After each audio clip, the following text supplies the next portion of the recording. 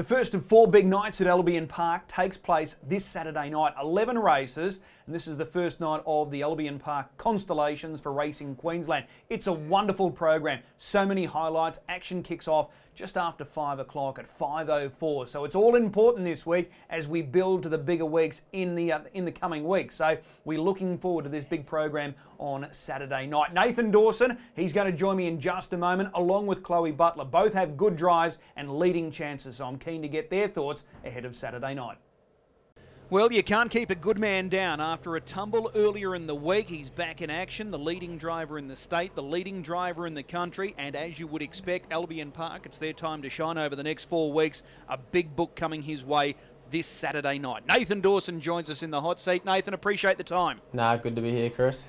This first race, I think this is a really competitive lineup here, and you can make a case for several here, including your drive, Soho Rhapsody. First and foremost, first drive behind this mare? I reckon I might have driven her last year. She was up here as a younger horse, but not many for her. Okay, she's a high quality mare. There's no question about that. Her record is excellent. Is this race going to generate good tempo looking at that front line?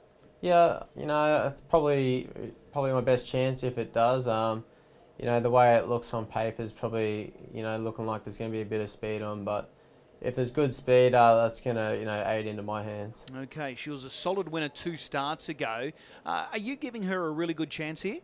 Yeah, last start, she was back in the field in a quick last half, so it was hard to come around them, but she's got a nice draw there, and if we lob, within the first half of the field, I'll definitely know she's there. Okay, Comanche Warrior you drove last week. He went well. Send It's close to a win. Classy Washington last start winner. Are they looking the most likely off the front line? Yeah, I think so. There's no really standouts, but there's some good informed horses, so whoever really gets the best trip and the best horse on the night will probably get the money. Okay, well that's Soho Rhapsody in race number 1. Let's move across to race 4. This is the Queen of Hearts, and you're with your old mate here in Uptown Beach Girl. What did you make of the performance last week at Redcliffe? Yeah, I was happy enough with her. She's still good to the line, but she still didn't have that pickup speed that she needed. So, the draw is probably not ideal for us, but, it could be worse if we're following out a worse horse. Okay, I was going to say, what was the initial reaction when the field was released and you saw the inside of the second row? Yeah, it was a bit disappointing. It'd be good to get a frontline draw with her, but we're following out, Shane's horse, and she's, good quality mare, so it's not the end of the world. Okay, coming back to Albion Park, is that an advantage for her? I think so. She's done most of her best racing there, so it's definitely going to help her. Okay. Now I know you've stated previously when you're on the pegs, you don't like leaving. So how do you play it here? Are you sticking on the fence, or at first opportunity do you try and get off? Nah, we'll follow through and then just see what's happening. I'm not really too fussed if I have to chair up outside them if the opportunity arises, but for the most of it, we'll be following through. Okay. A couple of early scratchings. They were those widely drawn pair of Total Diva Scarlet Babe. So does that just lessen the pressure early in this race with those scratchings? I think so. There's not going to be a great hustle in the first quarter, and once everyone finds their spots, it's probably going to be a pretty easy time. So, it's disappointing that there's not one there, but, what are you going to do about it? Yeah. We're building towards the Group 1 Golden Girl. That's the big grand final for this mare. So at this stage, is she still firmly on track? Yeah, she is. She's probably not, really screwed down where she needs to be, but we're more, keeping that up our sleeve for when we need to for the big race. All right, well that's Uptown Beach Girl. Let's go across to race 6, the Wayne Wilson Paleface Adios Classic. You reunite here with Bronski Zulu. Unfortunately, he's been slammed with a poor draw, gate 7. What are your thoughts on that? Yeah, it's everyone's always hard when you're drawn out in 7, so it's not going to be easy for him, but on his side, he's a good horse with good ability, so he can make a bit of his own luck. Okay, 8 starts, 1 win, 5 minors. So you're sticking solid with him. He's still got that desire. Yeah, he does. Probably his downfalls, his greenness, but when it all clicks with him, he'll be a nice horse. Okay, there's plenty of speed drawn to your inside here in this race. So how do you sort of see it early? Do you just go back and drive for luck? Oh, I think we'll just float across and, hopefully there'll be a gap there somewhere. But if you go back, it's always going to be hard. But if we can find a spot there somewhere in midfield, it'd be great. Who do you rate higher, Go Colour My World or Ella Street? They're both good quality horses. You know, if you asked me this about 3 weeks ago, I probably would have said Ellis Street, but Go Colour My World's really stepping up at the moment. Okay, well that promises to be a good race, that 2-year-old race. Race number 7. This is an all-important race for a number of reasons. Captain Shuffles for Ben Crosby, your drive here. First up, was he as good as he looked on video looking back at him, Captain Shuffles? It was a sub-27 last quarter. Yeah, he finished off really good, and you know he did that pretty comfortable. So we made a gear change last week, and he seemed to find the line better than what he can. Okay, so how do you play it early here from gate 7? Oh, we'll go forward. You know, I feel as though he's probably one of the better ones in the race, so we'll drive him confident. Okay, now he could have been in that Queensland Sun race, so they've opted for the easier option. So do you watch the Queensland Sun really closely? Because I say that because you're going to be facing a lot of those horses in the Hayden in a couple of weeks. Yeah, when I saw the field, I thought it was pretty much, you know, like a Hayden race. But, you know, we'll be watching it and seeing what's up. I'm sure if Captain Shuffles was in there, he'd be right there with them. Okay, just looking back at that replay too, the horse you beat there last week, Fast Tracker, he won on Wednesday night. So the form line looks A-OK for Captain Shuffles. Yeah, you know, it's a good form line, and, you know, Fast Tracker's a nice horse, so everything looks positive at this time. All right, well, that's Captain Shuffles in race 7. What about race 8, the Wandai's mate? Hot and Treacherous backs up again. So he's obviously thriving, this horse, Nathan, because Jack Butler's had no hesitation going week to week to week. How does he sort of measure up here? Yeah, we're back to the mile, which is probably, I think he's better over a bit of distance, but we've got a handy enough draw, you know, and there's going to be a hot pace, so that's definitely going to play into his hand. Okay. Is it a confidence thing with him, the fact that he keeps backing up week to week? Yeah, it is. You know, he's doing well, and you know, he keeps producing good runs every week, so it definitely helps going into the Winter Carnival. All right, there's been plenty of talk right throughout the week how this race is going to play out. Black Sedan's the current Trek record holder. He's drawn 1, Turn It Up, probably the fastest horse off the arm here in Queensland, drawn out in 7. You're in the middle, so who leads going into the first turn? Yeah, I reckon Turn It Up gets over. You know, he's got blistering gate speed, and most horses can't hold him out here in Queensland, so I'll be much happier sitting outside of Turn It Up than Black Sedans. Okay, is there any possibility that Pete will try and make a retake move there with Black Sedans if he's crossed? Yeah, he might try to, but I'm sure the 2 horse or even me will be pretty switched on to try and keep him locked in there. Okay, but you'd be happy to sit parked out in this race? Yeah, I would. I'd actually probably prefer to be sitting there than trying to make a run wide later stages of the race. All right, well, there's a good push there for Hot and Treacherous. What about race 9 again for Jack Butler? Funny Face. She came across with good credentials. She's been a little hit and miss, but last week, pleasing signs. That was a really good run last week. It was. You know, she's a good quality mare, but, you know, her manners have just let her down since coming here. So if we can get away safe, you know, it's going to play into her hands a lot and help her through the, you know, coming up heats and that. Is this the weaker of the 2 heats on Saturday night? I'd say so. You know, last week she put in a good run, and, you know, I think the one in the next Naughty, he's up against the stronger ones. Okay, with Funny Face, it's 2,100 for all the trotters here on Saturday night. Last week it was 2,600. Is she better over a trip, or it doesn't really matter? It's just about confidence and getting her away. I don't really think it matters to her. She's got good ability, but getting away is where we're struggling at the moment. So she's going to have to get away good to, you know, over the 21, because you're not going to have as much time to get into it. So that's the main key for this week. Okay, fair point there. And you mentioned Naughty in race 10. This is heat 4. He's got the right draw. Are you confident he'll step away? Yeah, he got away good last week. I probably pushed him a little bit too much into that first corner. It's probably more pilot error than him, but we've made a few changes, and hopefully that's what we needed. Okay, Smokin' Bandar is going to be hard to beat, but we've got to take him on trust. Over and out, the Victorian, he produced a good run last week, so this does look the stronger heat, and Aldebaran missed his low flying.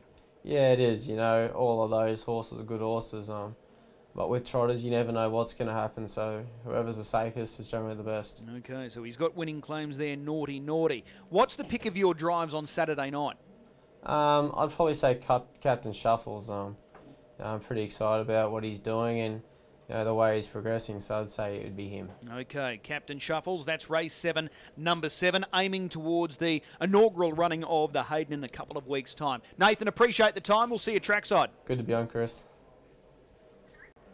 Chloe Butler joins us to go through her book of drives on Saturday night, and she's with us now. Chloe, appreciate the time. Thanks, Chris. First and foremost, 4 big nights coming up at Albion Park over the next couple of weeks, so we're set for some great racing. The Butler stable are going to play a really big role.